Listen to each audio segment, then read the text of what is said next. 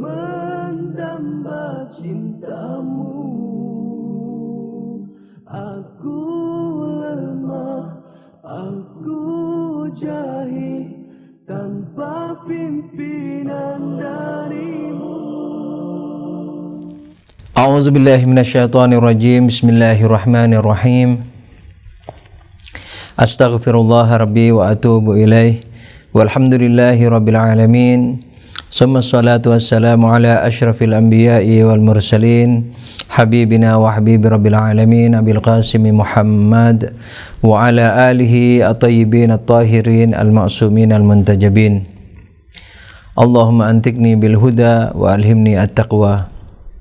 Amma ba'du. Assalamualaikum warahmatullahi wabarakatuh. Para pemirsa yang budiman di mana saja Anda berada, semoga tak kurang suatu apapun.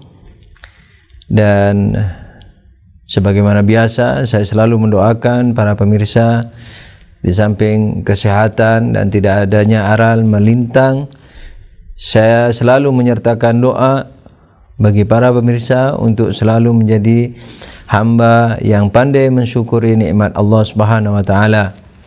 Apakah nikmat tersebut berupa kenikmatan lahiriah sebagaimana harta, kesehatan, keluarga, atau kenikmatan yang berupa ujian seperti kekurangan rezeki atau dalam keadaan sakit dan seterusnya. Dan hal tersebut tidak lain kecuali ingin menyampaikan kepada para pemirsa di samping mendoakan, yaitu agar menyadari bahwa setiap keadaan yang kita alami di muka bumi ini merupakan nikmat dari Allah Subhanahu wa taala. Oleh karena itu ada syukur yang sering diucapkan oleh kaum muslimin, misalnya nashkurullah ala kulli hal, saya bersyukur kepada Allah atas segala keadaan. Atau nashkurullah fi kulli ni'amihi wa niqamihi, misalnya, yakni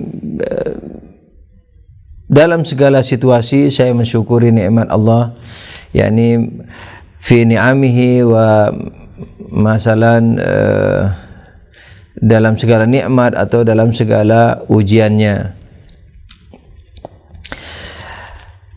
Ala kulli hal, sebagaimana biasa, izinkan saya bertabaruk dengan hadis Rasulullah sallallahu alaihi wasallam sebelum meneruskan kajian kita strukturalisasi akhlak.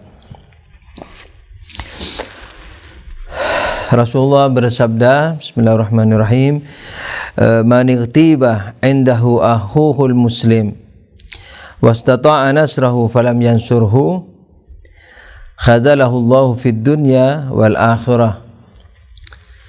Man igtiba indahu akhuhul muslim wastata'a nasrahu falam yansurhu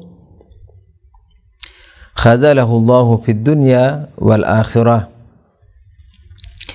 Yang kurang lebih artinya, barang siapa yang mendapatkan seseorang menggunjing orang lain di hadapannya, menghibah orang lain di hadapannya, orang lain muslim, dan ia yang mendengar ini tidak melakukan apa-apa, tidak menolong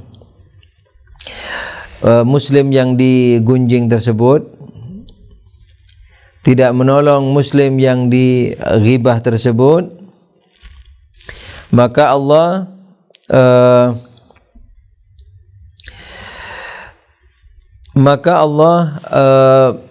akan membiarkan orang tersebut, yakni akan menjatuhkan, maka Allah akan membuatnya ia sendiri, khususnya nanti di akhirat, yakni tidak ada yang membela. Oleh karena itu, kalau kita mendengar seseorang menggibah orang lain, muslim yang lain, maka kita kalau bisa membantu, harus membantunya. insyaallah akan saya urai sedikit mengenai tentang ghibah ini dan cara menghadapinya dan hukum fikihnya, terutama apa yang harus kita lakukan terhadap orang yang menggibah orang lain di hadapan kita. Pertama sekali yang kita harus tahu bahwa apa yang dimaksud ghibah. Secara umum ghibah adalah menceritakan orang lain di belakang, terutama sekali keburukannya. Jadi menceritakan orang lain di belakang. Artinya menceritakan keburukan orang lain yang tidak di hadapan kita. Akan tapi dalam peristilahan syariat itu bisa juga berarti menceritakan keburukan orang lain di hadapan orang lain. Jadi sekalipun orang yang kita ceritakan itu ada di hadapan kita yang memiliki keburukan, kemudian di antara kita dengan yang memiliki keburukan itu ada orang lain, lalu kita menyebutkan keburukan yang kita hadapi, maka itu juga termasuk ghibah. Maka itu salah satu hal yang dilarang dalam agama adalah marah.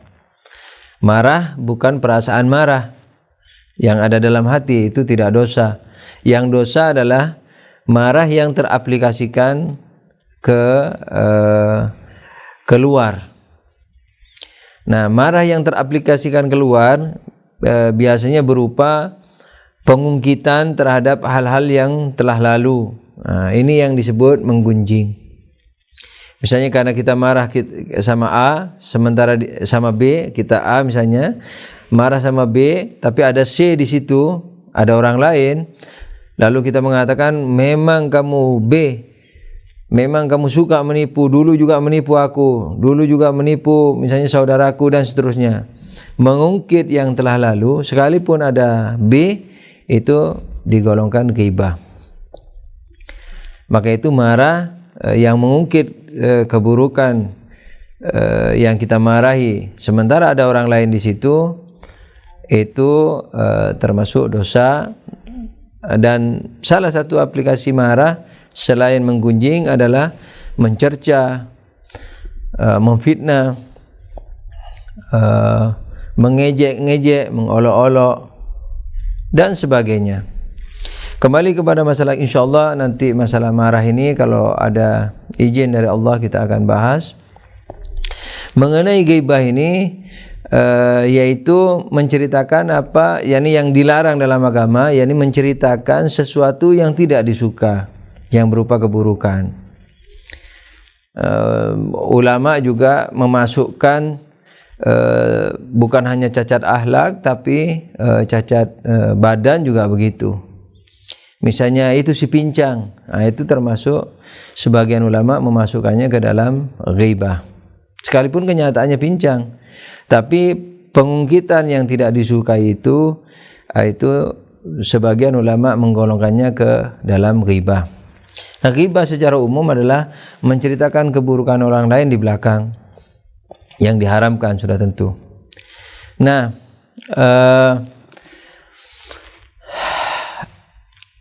mungkin ada yang bertanya, apakah seluruh keburukan? Sebab kadang-kadang orang mengatakan ketika kita nasihati, wahai fulan kamu jangan menggunjing. Dia mengatakan ini kenyataan. Dia mengatakan, yakni si penggunjing mengatakan kepada kita ini kenyataan. Nah, sering saya tabrak, nasihat dengan tabrakan. Orang yang mengatakan seperti itu. Saya katakan apa? Kalau kamu yang kamu ceritakan ini bukan kenyataan, itu namanya fitnah. Menggunjing yakni yang berupa kenyataan. Dan jangan lupa para pemirsa bahwa ini adalah hukum, ini merupakan kasih sayang Allah. Bayangkan, sebesar apapun dosa orang tidak boleh diungkit di tempat lain. berzinakah, mabukkah, apa saja. Tidak boleh diungkit oleh orang lain di belakang atau di depan kalau ada orang lain lagi, sebagaimana tadi disebut dalam contoh marah. Jadi menggunjing merupakan suatu perkara yang membuka aib seseorang, sementara Allah sebagai sattarul uyub, sebagai penutup kekurangan, Allah ingin menutup kekurangan hamba-hambanya. Sudah tentu Allah memiliki tujuan, di mana Allah sendiri yang tahu, karena Ia Maha Tahu dan Ia pun yang menyengaja membuat hukum ini. Kita hanya bisa merabanya. Salah satu rabaan kita adalah membuat peluang kepada pendosa tersebut untuk bertaubat.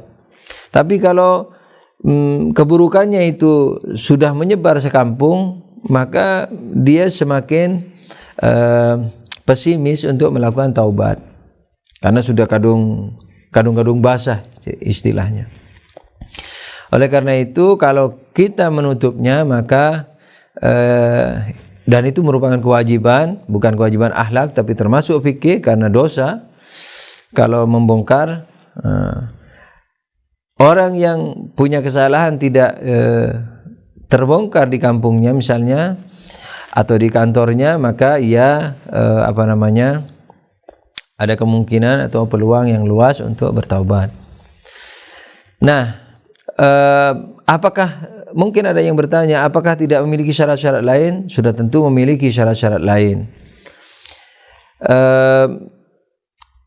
Ghibah ini merupakan sebagaimana tadi menceritakan keburukan di belakang orang lain. Tapi keburukan ini adalah keburukan yang umumnya membuat pelakunya malu. Yakni yang pelakunya tidak ingin keburukannya itu diketahui orang. Seperti misalnya mabuk di kamarnya misalnya, nauzubillah. Atau melakukan perbuatan lain tersembunyi, dia malu kalau ketahuan orang misalnya. Nah itu kalau diungkit di tempat lain, itu namanya ghibah. Tapi kalau ia melakukan dosanya itu atau keburukannya itu terang-terangan, misalnya di jalan, mabuk di jalanan, berbuat mesum di jalanan misalnya, maka ini sudah keluar dari hukum ghibah. Begitu juga mungkin ada yang bertanya, selain berbuat terang-terangan, membuat keluarnya hukum ghibah, membuat istisna, membuat pengecualian terhadap ghibah, apakah ada tempat lain? Banyak. Misalnya di kehakiman, ketika kita sedang berperkara dengan seseorang, katakanlah ada orang menipu kita, atau orang mengira kita menipu dia, lalu dibawa ke dalam pengadilan. Di situ kita boleh istilahnya bongkar-bongkaran, boleh untuk mempertahankan diri kita atau membela diri kita, tapi tidak boleh bohong. Tetap tidak boleh bohong, hanya membongkar apa yang merupakan kesalahan lawan sengketa kita. Misalnya dia bohong, mengatakan saya mengkorupsi hartanya, mencuri hartanya, dia bohong misalnya. Nah, pernyataan membongkar kebohongannya itu tidak dosa. Tapi kalau fitnah tetap dosa. Jadi membela diri pun tidak boleh dengan menghalalkan segala cara.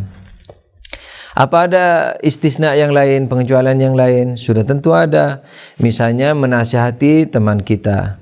Katakanlah kita mau menasihati B supaya tidak ditipu oleh C, karena C bisnismen tapi suka menipu. Dia telah menipu kita atau pernah menipu teman kita, lalu kita mau menasihati B supaya tidak ketipu C, karena C sudah mulai mendekati B. Tapi bukan karena iseng-iseng saja. Kalau iseng-iseng saja, misalnya si C konglomerat, yang didekati hanya konglomerat, lalu si B orang fakir, lalu kita menceritakan keburukan si C, ini mungkin juga ghibah. Karena si C tidak terancam bahaya, si B tidak terancam bahaya si C. Karena tidak mungkin C datang kepada si fakir ini kemudian mengadakan kontrak bisnis. Salawat, salawat ala Muhammad. Salawat, salawat ala Muhammad. قال الإمام جعفر الصادق عليه السلام في كل نفس من أنفاسك شكر لازم لك. Imam Ja'far Shadiq alaihissalam berkata, setiap nafas dari nafas-nafasmu menuntut syukur darimu. Biharul Anwar jilid ke-71 halaman 52 dan halaman 77.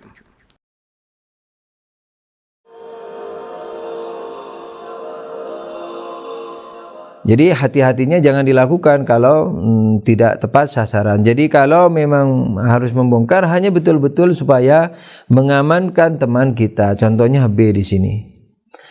Nah, dalam contoh ini kalau B juga orang kaya dan si C terlebih lagi sudah mulai mendekati B, sementara si C kita tahu dia penipu misalnya, maka kita boleh menceritakan keburukan C kepada si B supaya si B tersebut tidak tertipu oleh si C. Ini pengecualian ghibah. Nah, secara hukum fikih sudah tentu ghibah ini haram. Dalam akhlak juga tercela. Jadi bedanya bahasa akhlak dan haram itu kalau bedanya bahasa fikih dan akhlak, kalau fikih bahasanya adalah haram, wajib, sunnah, mubah, makruh. Nah, itu bahasanya. Salah satu perbedaannya, perbedaan bahasan-bahasan akhlak dan bahasan-bahasan fikih. Kalau bahasan fikih istilahnya haram, wajib, makruh, mubah, sunnah.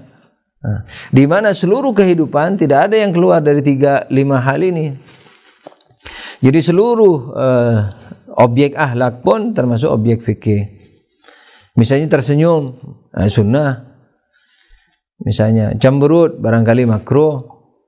Yang tidak dianjurkan di akhlak. Cuman bahasanya kalau di akhlak banyak, kalaulah bicara pakai istilah fikih banyak penekanannya kepada sunnah atau makruh. Jadi yang sunnah-sunnah dianjurkan itu kalau bahasa akhlak.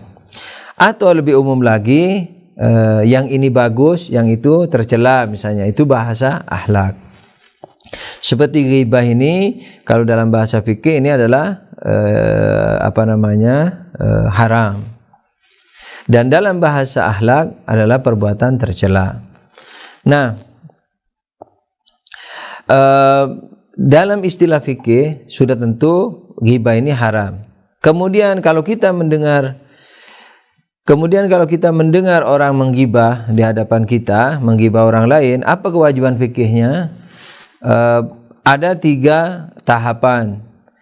Yang umum dulu, amar ma'ruf itu kita lihat dengan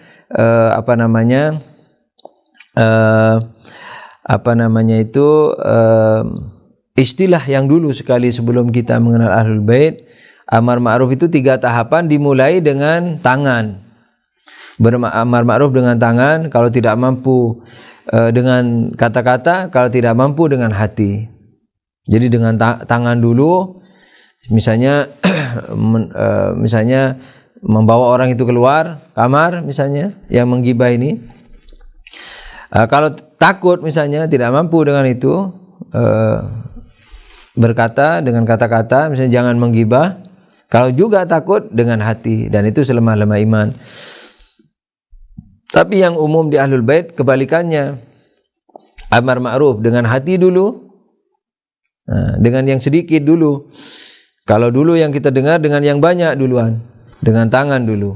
Kemudian kalau tidak mampu atau takut, dengan mulut. Kalau itu juga takut atau tidak mampu, maka dengan hati. Membencinya dengan hati, itu selemah-lemah iman. Tapi kalau di Ahlul Bait dengan hati dulu. Setelah dengan hati, kalau dia masih terus menggibah misalnya, berbuat mungkar, dengan mulut. Kalau juga masih terus dengan tangan, walaupun bukan menggampar, yakni ada caranya sendiri dalam fikih, yakni pergi dari tempat itu. Nah, mungkin ada yang bertanya, bagaimana beramar ma'ruf dengan hati? Menunjukkan tidak suka, mukanya mencemberut, tidak mendengarkan omongannya. Misalnya dia bicara dengan kita, lalu kita dingklu atau melihat ke tempat lain begitu, supaya dia mengerti kalau kita tidak mendengarkan omongannya. Itu amar ma'ruf dengan hati. Jadi tidak langsung dengan amar ma'ruf yang besar, harus dengan yang kecil dulu. Kalau yang dengan yang kecil ini cukup dan dia sudah berhenti, sudah mengerti, maka sudah cukup. Kalau masih terus, naikkan amar ma'rufnya dengan yang lebih berat, yaitu dengan kata-kata, ya akhi, jangan menggunjing itu tidak bagus, dan seterusnya.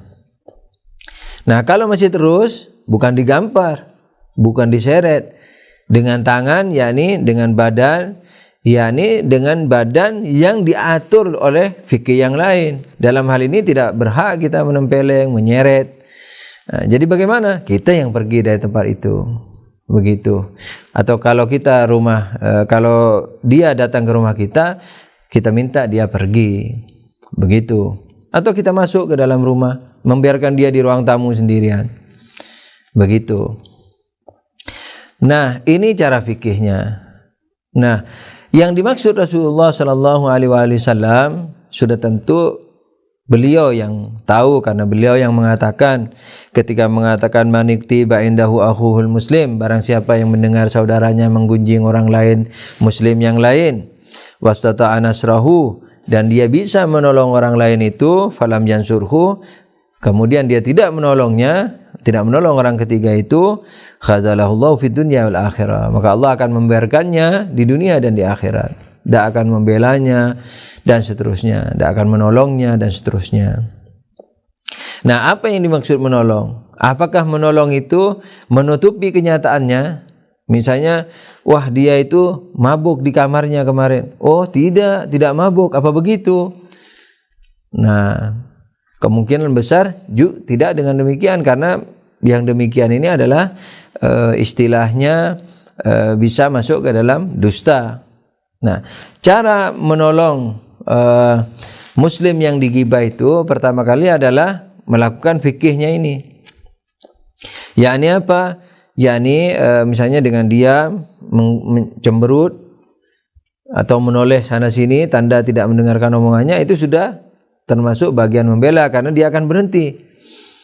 Nah, kalau tidak, dinasihati, jangan menggunjing. Misalnya memberikan keraguan, kalau kau benar melihat, maka itu menggunjing, dan menggunjing dosanya besar. Kalau kau tidak benar melihat, maka itu fitnah. Nah, dosanya bisa lebih besar. Misalnya kita mengatakan demikian. Jadi hindari untuk menolak barangkali kenyataan, lalu kita tolak, berarti mungkin juga menghalalkan segala cara. Kita buat dia ragu-ragu. Umpamanya, kalau kamu benar melihat, itu gunjing, dosanya besar. Bisa-bisa dosanya dia pindah ke kamu. Kalau kamu melihatnya tidak benar, bisa menggibah. Nah, sebaiknya jangan. Nah, ini salah satu cara untuk menolong. Salah satu cara, banyak cara yang bisa kita lakukan untuk menolong saudara kita yang digunjing tersebut. Nah, jadi Rasulullah menganjurkan kita, Islam mengharamkan kita menggibah, dan Islam menganjurkan kita, menyuruh kita untuk membela orang yang digibah manakala kita mendengar orang menggibah. Nah, dengan cara aturan fikih dan juga dengan cara akhlak yang misalnya katakanlah seperti memberikan keraguan-keraguan tersebut. Semoga hal ini bermanfaat bagi kita sekalian. Untuk kelanjutan daripada kajian kita mengenai strukturalisasi akhlak, kita telah sampai kepada penyerupaan. Nah, tempo hari kita sudah jelaskan mengenai 3 tahapan manusia, yaitu badaniyah, barzakhiyah, dan akliyah. Akliyahnya itu non materi mutlak, barzakhiyahnya pertengahan, mirip dengan non materi mutlak, mirip dengan materi. Kemudian yang paling akhir adalah badaniyahnya. Dan tajassudul a'mal, Dan tajassudul a'mal ada dalam tingkatan barzakhi manusia. Kemudian yang ketiga adalah penyerupaan ulama akhlak terhadap daya-daya selain akal, daya-daya akal, daya-daya syahwat dan emosi. Dan ketiga hal ini sudah diserupakan dan sudah penyerupaannya sudah diterangkan. Yang akal ratu adil, yang emosi diserupakan dengan anjing, kemudian yang syahwat kelezatan diserupakan dengan babi. Dan alasan-alasan penyerupaannya sudah diterangkan kepada para pemirsa, apakah itu dengan cara filosofis, apalagi terlebih kepada riwayat atau ayat yang sudah pernah kita bahas sebelumnya. Untuk yang terakhir kali ini adalah penyerupaan ulama akhlak terhadap daya wahmi. Nah, daya wahmi ini adalah daya angan-angan diserupakan dengan syaitan. Karena sifatnya syaitan adalah mengganggu. Jadi apa yang mengganggu itu disebut syatana. Jadi syaitan itu istilahnya yang mengganggu. Yang mengganggu itu disebut syaitan.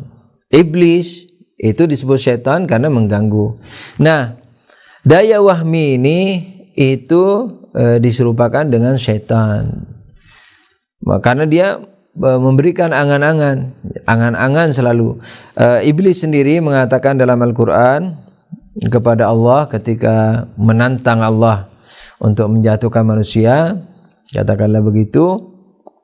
Atau salah satu pernyataan lah walhasil dalam Al-Quran dikatakan bahwa akan kudatangi manusia ini, urutannya mungkin saya salah menyebut urutannya, dari depan, dari belakang, dari samping kanan dan samping kiri, misalnya begitu. Nah, dari samping depan itu adalah angan-angan, yakni diterangkan dalam riwayat Imam Ja'far As-Shadiq alaihissalam mengatakan dari depan itu yakni angan-angan ke depan. Yakni misalnya sekarang kalau contoh sekolah ini, sekarang dia duduk di kelas 2 SMP. Misalnya, dia sudah mengangan-angan nanti mau kuliah di jurusan kimia misalnya, kemudian jadi fulan mengangan-angan tiap hari, mengangan-angan. Ya, sehingga melupakan tugas hari ini. Nah, ini istilahnya angan-angan yang melupakan tugas atau kewajiban yang dihadapi oleh manusia. Nah, angan-angan seperti inilah yang disebut dengan istilahnya daya wahmi yang dimiliki oleh manusia. Kadang-kadang angan-angan kebalikan dari ke depan ke belakang, tapi tujuannya sama, melemahkan tugas kita hari ini, melemahkan pekerjaan kita kepada tugas hari ini. Misalnya ada orang datang tidak pernah ke masjid, tidak pernah sholat, dia datang ke masjid. Dia dulu pemabuk misalnya, datang ke masjid, sampai di masjid dia tidak bisa sholat, tidak bisa khusyuk sholatnya. Kenapa? Karena diangan-angankan ke belakang oleh iblis. Misalnya dikatakan bahwa kamu ini dulu pemabuk, sudah terkenal sekampung, sekabupaten sudah mengenal kamu. Alah, buat apa kamu ke masjid lagi atau ke masjid juga? Walhasil dan seterusnya. Nah, angan-angan ke belakang ini yang sifatnya melemahkan kita kepada tugas hari ini angan-angan yang negatif. Ke depan juga begitu, angan-angan ke depan yang melemahkan kita kepada tugas hari ini itu angan-angan yang negatif, yang tidak matlub, yang tidak dianjurkan dan membahayakan. Nah, oleh karena itu daya wahmi ini sangat berbahaya. Dan pekerjaannya ringan, tinggal duduk, apalagi yang merokok paling asyik itu kalau sudah merokok dengan hayalannya, atau sendirian dengan hayalannya dan seterusnya. Jadi penyerupaan para ulama akhlak itu kepada penyerupaan ulama akhlak terhadap daya wahmi ini kepada syaitan, dan dia selalu memberikan angan-angan baik pejabat, baik yang akan menjadi pejabat, baik rakyat. Angan-angan selalu berkecamuk pada manusia. Kalau angan-angan itu adalah batil, sudah jelas itu syaitan. Kalau angan-angan itu tidak batil, yakni benar, tapi melemahkan tugas kita hari ini, itu juga syaitan. Semoga Allah menjaga kita dari segala mara bahaya lahir dan batin. Ini yang saya maksudkan dalam doa. Kalau saya bilang mara bahaya lahir dan batin, nah batin ini seperti perkara-perkara psikologi yang sedang kita kaji ini. Mudah-mudahan Allah selalu menjaga kita dari segala keburukan dan memberikan taufik kepada kita kepada seluruh kebaikan. Amin ya rabbal alamin. Allahumma shalli ala Muhammadin wa alihi tahirin. Wabillahi taufik wal hidayah. Wassalamualaikum warahmatullahi wabarakatuh. Tuhanku, Kau pimpinlah diri ini yang mendamba cintamu. Aku lemah, aku jahil tanpa pimpinan.